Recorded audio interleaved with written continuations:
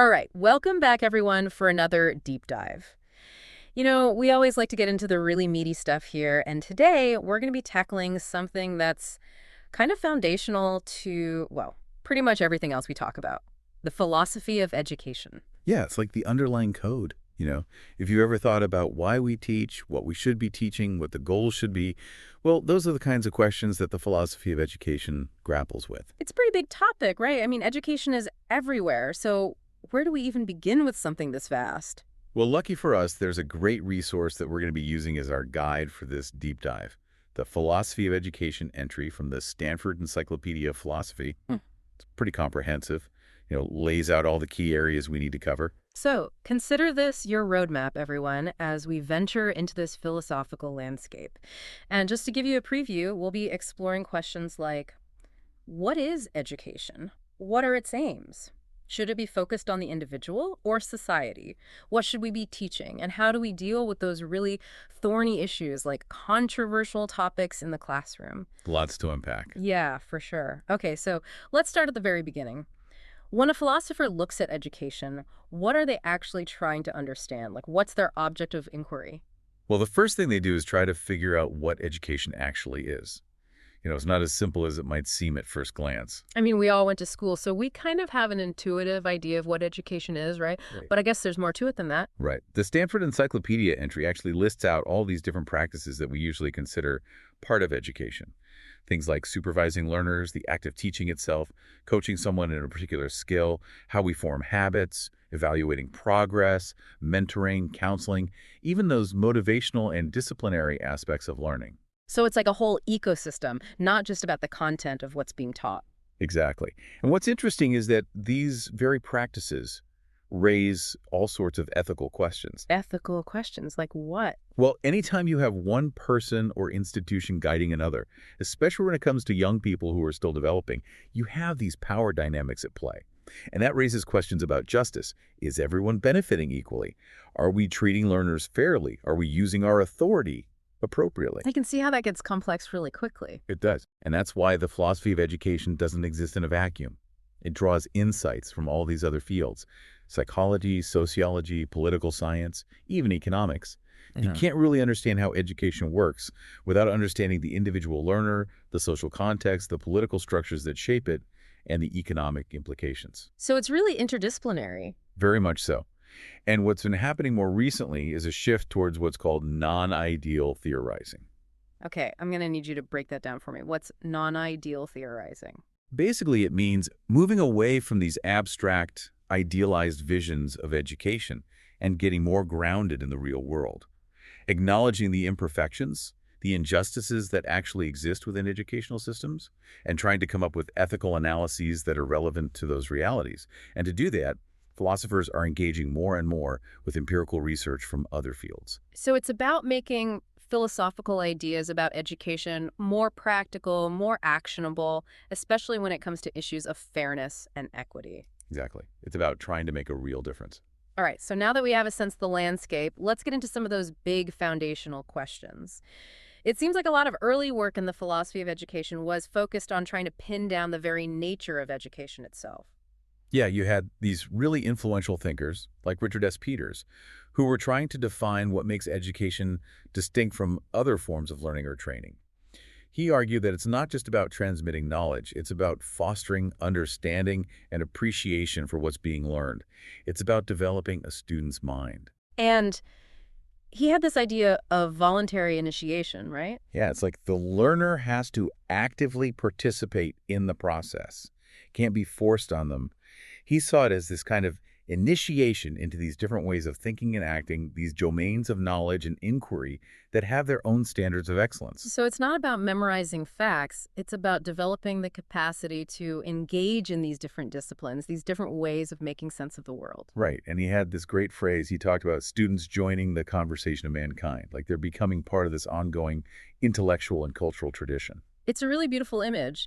But then there's this debate about whether the value of education lies in these inherent benefits, like developing your mind, or whether it's more about the external benefits, like getting a good job. Exactly. That's the whole instrumental versus non-instrumental justification debate. And Peters was more on the non-instrumental side, right? Yeah, he thought the value of education was inherent in the process itself. But, it's a complex issue. And then you have someone like Paul Hurst, who came along with this idea of liberal education. Oh, yeah, Hearst. He had some interesting ideas. He did. Initially, he focused on these distinct forms of knowledge, things like math, science, history, the arts, each with their own unique way of understanding the world. And he thought that liberal education was about being initiated into these forms of knowledge. So it's like becoming fluent in different ways of knowing. Yeah, exactly. But then he was influenced by another philosopher, Alasdair MacIntyre, who had this idea of practices. Praxis. Yeah, MacIntyre defined practices as these cooperative human activities that have their own internal standards of excellence and intrinsic goods, things that are valuable in and of themselves. So Hearst started thinking about liberal education as initiation into these practices. Okay, so it's not just about knowledge, it's about engaging in these meaningful activities. Right. And this actually sparked a whole debate about whether teaching itself could be considered a practice. Like, does it have its own internal goods that would justify giving teachers a certain level of autonomy and professional judgment? That's a really interesting question. It kind of shifts the focus from the student to the teacher. It does. But even with this focus on the inherent value of education, there's this acknowledgement that education serves all sorts of purposes, both for the individual and for society. Which brings us to those different categories of educational aims: formative, student-centered, and social, civic, and economic. Right, different ways of thinking about the goals of education. Let's start with those formative aims. What's the core idea there? Basically, it's about the non-instrumental justifications for education. It's the idea that education has value in shaping the individual that goes beyond any practical benefits it might bring. So it's not about getting a job or being a productive member of society. It's about something more intrinsic to the individual. Exactly. And the Stanford Encyclopedia entry outlined three main approaches to these formative aims: the inherent aim approach, the categorical imperative approach, and the intrinsic goods approach. Okay, let's break those down. What's the inherent aim approach all about? Well, it builds on Peters' work and basically says that there are certain aims that are inherent to the very process of education itself. And the most prominent of these is the development of the mind. So education is about making you a better thinker. In a sense, yeah, it's about developing your capacity to reason, to be persuaded by evidence, to be self-aware, to think for yourself. Philosophers like Nussbaum talk about developing a mind of your own, the ability to live with dignity and make your own choices. That makes sense. But how much education do you actually need to achieve that? I mean, is there a point where you're done developing your mind? That's a good question, and there's no easy answer. I mean, learning is a lifelong process, right? And what it means to have a developed mind is always evolving as our culture and knowledge base expands. And that brings in these concepts of epistemic responsibility, autonomy, and dependence. Right. We're increasingly reliant on others for knowledge in this information-saturated world. So it's not just about knowing a lot of stuff. It's about being able to evaluate information critically, to know who to trust, to be intellectually humble and open-minded. So it's about becoming a responsible consumer of information, a discerning thinker. Exactly. And that's something that education can and should foster. Okay, what about the categorical imperative approach? That sounds pretty serious. It is. This one draws on Kant's ethical framework. And it basically says that we have a moral duty to treat students with respect, and that respect requires us to help them develop their capacity for autonomous rational agency. Whoa, big words. Break that down for me. Okay, so autonomous rational agency means being able to think for yourself and make your own choices. It has both an epistemic side, which is about critical thinking, and a practical side, which is about making good decisions and acting on them effectively. So it's about both thinking well and acting well. Exactly. And a big debate within this approach is about how much education is actually necessary to achieve this. Like, what's the threshold of adequacy? What knowledge and skills do you need to be truly autonomous in the complex world we live in? That's a tough one. It makes me think about all those debates about what the most important aims of education should be. Should it be knowledge, understanding, critical thinking, or maybe something like intellectual virtues? Yeah, all of those are related but also distinct, and there are good arguments to be made for each of them. Okay, let's go on to the third non-instrumental approach, the intrinsic goods approach. This one argues that there are certain things, like moral virtue, knowledge, understanding, or fulfilling your potential, that are good in themselves, regardless of any other benefits they might bring. So they're valuable for their own sake. Right. And if those things are intrinsically good, then education should be about cultivating them. It makes me think of those virtue theories like Aristotle's. Exactly. Aristotle thought that developing moral virtues was essential for human flourishing. And that ties into this idea of practical wisdom, being able to make good judgments in specific situations. And there's a lot of debate about what that actually involves and how we can cultivate it in students. So it's not just about knowing what's right, it's about being able to do the right thing in real life situations, Exactly. And that's where the whole debate about character education comes in. which we'll get to later. But first, let's move on to those student-centered aims. Right. So student-centered aims put the focus on the individual student's well-being and their pursuit of a good life.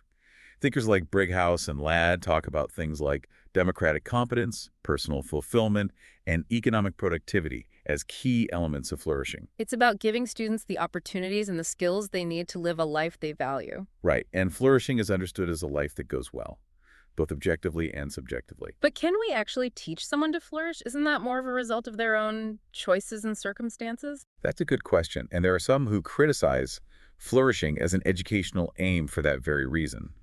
They say it's too vague, too open-ended, maybe even too individualistic. But proponents argue that education can definitely play a role in enabling better lives. It's about giving students the tools and the understanding they need to make choices that lead to flourishing. And what about those alternative student-centered approaches, like Nussbaum and Sense Capability approach? Right. The capability approach focuses on ensuring that individuals have the actual opportunities, the capabilities to achieve well-being. It's not just about resources, it's about having the freedom and the ability to use those resources to live a life you value. It's about empowering people to make choices. Exactly. And that's where the whole debate about autonomy education comes in. Should we be explicitly teaching students to be autonomous?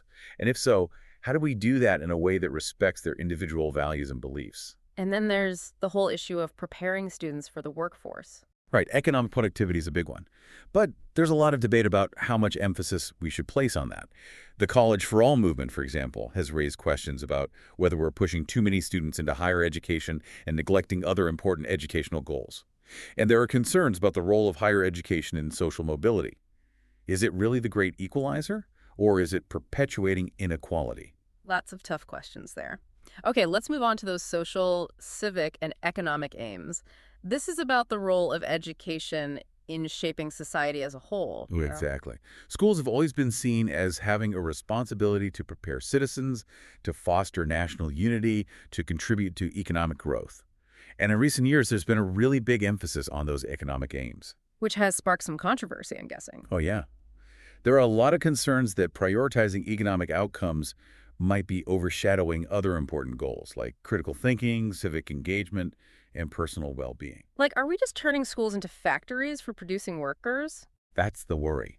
And there's also the question of whether focusing solely on economic indicators is actually effective. I mean, there's this whole debate about STEM education. Is it really the key to economic growth, or is it more complicated than that? And then there's the whole issue of high-stakes testing, which seems to have become a huge part of education in many places. Right. And there's a lot of criticism of that. People argue that it narrows the curriculum, puts too much pressure on students and teachers, and doesn't actually measure what's important. So it's like we're teaching to the test instead of teaching to the student. Exactly. And what's really interesting is that some philosophers argue that this narrow focus on economic competitiveness might actually be hindering our ability to address other global challenges, like climate change. Yeah, like we need to be thinking about education in a more holistic way, right? We need to think about how we can prepare students to be global citizens, to cooperate with each other, to solve problems together. And that brings us to the whole issue of knowledge and expertise, which feels really relevant these days. It is. We live in a world where we're constantly bombarded with information, and it can be hard to know what to trust. So the question of how we educate people to be able to critically evaluate information, to recognize expertise, to identify reliable sources, that's become really crucial. So it's not just about knowing stuff, it's about knowing how to know stuff. Exactly. And there's a lot of debate about how to do that. Some people think we need to focus more on teaching scientific literacy. Others think it's more about understanding the nature of expertise itself. And what about those philosophical debates about what expertise actually is? Yeah, there's a lot of discussion about that. Yes. Is it about having a lot of knowledge? Is it about having specific skills? Is it a combination of both? And how do we measure expertise? How do we know who to trust? It's a bit of a minefield out there. It can be. And it's not just about intellectual skills, it's about character, too. Experts need to be trustworthy. They need to be able to communicate effectively. They need to be ethical. So it's a whole package. Right. And then, of course, there's the whole area of civic education. What does it mean to educate for democratic citizenship? That's a big one. It is. And there are a lot of different perspectives on it. You have someone like John Dewey, who emphasized the importance of collaborative inquiry and problem solving. He thought democratic education should be about learning how to work together, to respect different viewpoints, to find common ground. So it's about preparing students to be active participants in a democracy. Exactly. And then you have someone like Amy Gutmann, who argued that democratic societies have a responsibility to cultivate the virtues and skills necessary for democratic citizenship. She saw it as essential for the very survival of democracy. And then there's Rawls' concept of public reason, which seems to be really important in these discussions. Right. Rawls argued that for a diverse society to function fairly, citizens need to be able to offer reasons for their political judgments that are acceptable to others, even if they disagree. So civic education needs to teach people how to reason well, how to understand different perspectives, and how to make arguments that are grounded in evidence and logic. And it sounds like it's not just about understanding the theory, it's about being able to actually engage in respectful dialogue with people who hold different views. Exactly. And that's where the whole debate about deliberative democracy comes in. Can we really have these reasoned conversations in a world that's so polarized? And how do we prepare students to deal with people who might not be arguing in good faith? Tough questions. And then there's the whole issue of teaching for justice. Right. There's a growing recognition that civic education should be about empowering students to understand and address injustice, both locally and globally. And that includes things like global justice, intergenerational justice, and environmental justice. So it's not just about being a good citizen of your own country, it's about being a good citizen of the world. Exactly. And there are also debates about how to do that in a way that respects different values and beliefs. And then, of course, there's the whole question of patriotism. Is it appropriate to teach patriotism in schools? And if so, what kind of patriotism? So many different layers to this. Yeah. Okay, let's shift gears and talk about the content of education. It's not just about why we educate, it's about what we teach and how we teach it. Right. And the Stanford Encyclopedia entry makes the point that content isn't just about the formal curriculum. It's also about the institutional structures, the norms, the overall learning environment. So it's about the whole culture of the school. Exactly. And while there might not be as much focus on grand theories of curriculum design these days, philosophers are still engaging with questions about content in relation to those different educational aims we talked about. And there are some really big debates happening. Well, there's the whole debate about common versus differentiated curricula. Should everyone be taught the same things, or should we tailor education to individual abilities and interests? That seems like a tough one to balance. It is. And then there's the whole area of moral and character education, which we touched on earlier. Yeah, how do we teach kids to be good people? Right. And there are different approaches to that. Some people focus on teaching ethical principles. Others focus on cultivating virtues. And there's a lot of debate about what those virtues should be and how we can best teach them. And one of the big challenges seems to be not just teaching kids what's right, but motivating them to actually do the right thing. Exactly. And there are different theories about how to do that. Some people think it's about fostering a sense of community and justice. Others think it's about helping students develop a moral identity. And then there's that whole debate about whether character education is compatible with civic education aimed at promoting justice. Right? Some people worry that focusing too much on individual character might distract from addressing systemic issues. But others argue that we need both. We need people who are both virtuous and who are committed to fighting for justice. Okay, and finally, let's talk about those controversial subjects. Yeah, those are always tricky. What makes a subject controversial in a way that educators need to be careful about how they approach it? That's a good question, and philosophers actually debate about that. Some people think it's about issues that are politically contentious. Others think it's more about whether there's a scientific consensus on the issue. So climate change might be politically controversial, but it's not scientifically controversial. Exactly. And there's also the issue of whether debating certain topics might actually cause harm. Like, some things are just wrong, and we shouldn't be giving equal time to harmful viewpoints. Right, like we don't want to be debating whether or not slavery is okay. Exactly. Yeah. And there are also debates about how to teach about controversial issues. Should we be neutral and present all sides, or should we take a stand for what's right? It seems like there's no easy answer. There isn't. It requires a lot of careful thought and consideration. Okay, so we've covered a lot of ground here. We've talked about the nature of education, the different aims of education, and the content of education. Yeah, we've really gone deep. And hopefully our listeners have a better understanding now of the philosophical ideas that shape how we think about education. And maybe it'll spark some of their own thinking about these issues. Exactly. So here's a final thought for you, our listeners. Given everything we've discussed, what do you think is the most important thing for creating a truly effective and just educational system? What are the values and the goals that should guide us? Think about it, talk about it, and let's keep this conversation going. That's what it's all about. Thanks for joining us. See you next time.